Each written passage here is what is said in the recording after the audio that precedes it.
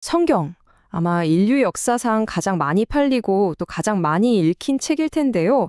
근데 동시에 책장에서 가장 먼지가 쌓이기 쉬운 책이기도 하죠. 그쵸? 딱 펼쳤는데, 이걸 어디서부터 어떻게 읽어야 하나 하고 막막했던 경험 다들 한 번쯤은 있으실 거예요. 문제가 뭐냐면요. 성경을 읽는 방식이 너무 극과 극이라는 거예요. 한쪽에서는 이걸 막 신앙의 나침반처럼 삶의 모든 해답이 담긴 책으로만 보려고 하고요. 다른 한쪽에서는 완전히 다르게 그냥 오래된 역사 문서, 고고학 유물 분석하듯이 차갑게만 보는 거죠. 이 둘 사이에 너무 큰 벽이 있어서 난 모르겠다 하고 그냥 덮어버리는 분들이 정말 많아요. 바로 이 지점에서 하버드 대학교의 저명한 신학자 하비 콕스가 잠깐만요 하고 나선 겁니다. 콕스는 이 양극단을 보면서 이 둘을 연결할 다리가 꼭 필요하다고 생각했어요. 믿음으로만 읽는 것도 머리로만 분석하는 것도 아닌 그 두 세계를 아우르는 길 말이죠. 자, 그럼 지금부터 그 다리가 뭔지 콕스가 제안하는 아주 특별한 성경 읽기 여행을 한번 시작해 볼까요? 이건 그냥 이론이 아니고요. 콕스 본인의 인생 경험이 그대로 녹아있는 정말 실용적인 3단계 방법입니다. 그리고 시작하기 전에 이거 하나만 기억해 주세요. 이 3단계라는 게 1단계 깨고 2단계로 넘어가는 게임 퀘스트 같은 게 아니에요. 오히려 안경 렌즈 같은 거라고 생각하시면 쉬워요. 서로 다른 렌즈를 바꿔 끼거나 또 겹쳐 끼면서 성경이라는 텍스트를 훨씬 더 입체적이고 풍성하게 보는 방법인 거죠. 자, 첫 번째 렌즈는 이야기 렌즈입니다. 우리 어릴 때 할머니가 들려주시던 옛날 이야기처럼 그냥 성경을 하나의 거대한 스토리북으로 만나는 거예요. 다윗과 골리앗의 싸움, 노아의 방주, 이런 흥미진진한 이야기들 있잖아요. 콕스도 어릴 때 이렇게 성경을 처음 만났다고 해요. 머리로 분석하는 게 아니라 그냥 가슴으로 그 드라마에 푹 빠져보는 단계죠. 자, 이제 렌즈를 바꿔 껴볼까요? 두 번째는 역사 렌즈입니다. 이제 우리는 마치 셜록 홈즈 같은 역사 탐정이 되는 거예요. 이 이야기가 쓰일 당시 사람들은 뭘 믿고 어떤 세상에 살았을까? 이 단어는 2000년 전 사람들에게는 어떤 의미였을까? 이렇게 질문을 던지면서 텍스트의 배경을 파고드는 거죠. 콕스가 신학교에서 바로 이런 훈련을 받았다고 합니다.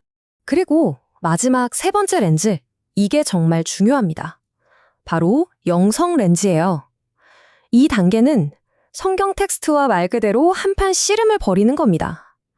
콕스가 흑인 민권 운동을 하다가 감옥에 갇혔을 때 성경 구절이 완전히 새롭게 살아있는 목소리로 다가왔던 경험을 했다고 해요. 바로 그거죠.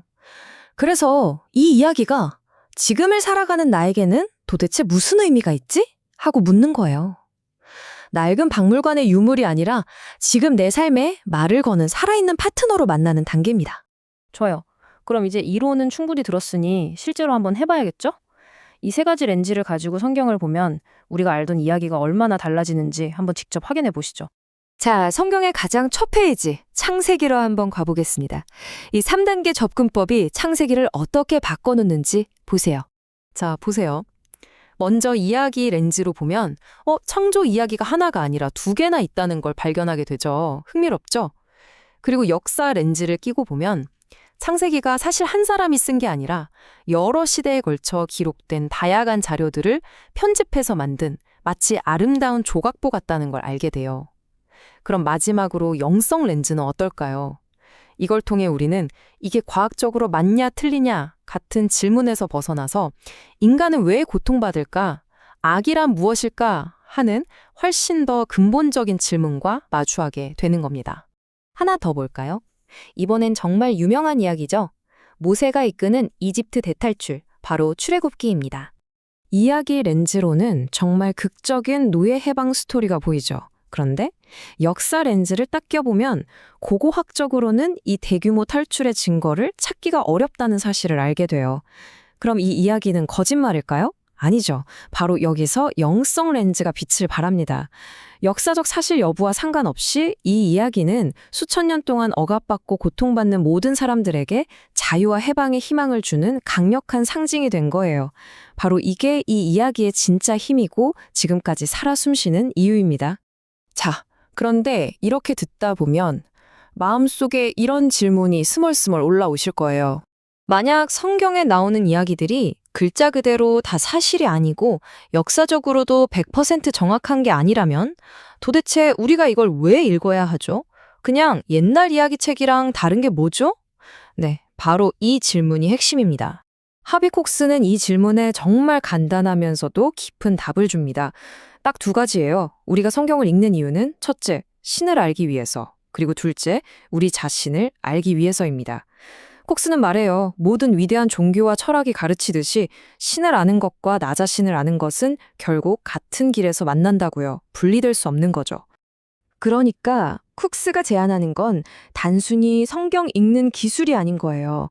이건 성경이라는 책과 우리의 관계 자체를 완전히 새롭게 보자는 일종의 패러다임 전환에 대한 초대장인 셈입니다. 쿡스의 말을 빌리자면 이렇습니다. 성경은 대화로 마주할 때에만 살아있는 문서가 된다. 정말 멋진 말이죠. 더 이상 박물관 유리상자 안에 갇힌 유물이 아니라 내 옆에서 같이 숨쉬고 내 질문에 대답해주고 때로는 나와 논쟁도 하는 살아있는 파트너가 되는 거죠.